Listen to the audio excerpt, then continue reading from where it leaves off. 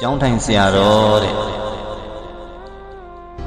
အခေါ်လေးကနဝင်ချိုးလိုက်တာနော်ဒါပေမဲ့ကို့နောက်မှကျောင်းထိုင်ကြမယ်ညီတော်နောင်တော်များအတွက်တွေ့ကြုံလေးမျှဝေခြင်းလေးတယ်အမြင့်ရောက်လာရင်ညာများမြင်ရတယ်လို့ကြည်ကြည်လေးမြင်ရတယ်တစ်ဖက်ကလည်းအမြင့်ရောက်လာရင်လီတံမိုးတံကိုခံစားလေးလည်းဖြစ်တတ်တယ်တစ်ပင်တွေမှာထိတ်ဆုံးကတည့်ရတစ်ခက်တွေဟာတစ်ဖြက်ဖြက်လူးလွန်နေအောင်နေတိုက်ခံရ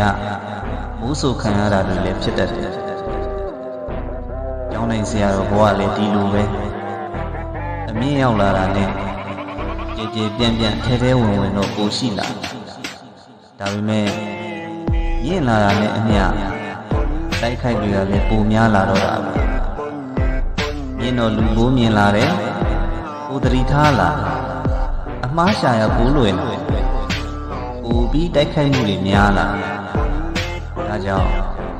အမြင့်ရောက်တဲ့သူဟာအမြင်ကျယ်ဖို့လိုသလို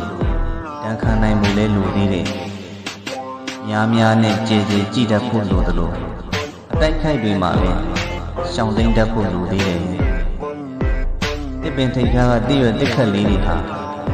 အင်းအားပြင်းတဲ့လေတံမိုးတံတွေကြားအလိုက်ပင်လှုပ်ရှားနေရင်လည်းအကျိုးပဲ့တက်တာအောင်ထိမ့်သိမ်းရတယ်လို့ကျောင်းနိုင်ဆရာတော်ဘွားမှာလေအတိုက်ခိုက်တွေကြားအကျိုးပဲ့တက်တာအောင်အတိတရားနဲ့လိုက်ပင်ထိန်းကျောင်းနိုင်ဖို့လိုတယ်တန်ခံနိုင်မှတိုးတက်မယ်တန်မခံနိုင်ရင်တော့ကျိုးပြတ်မယ်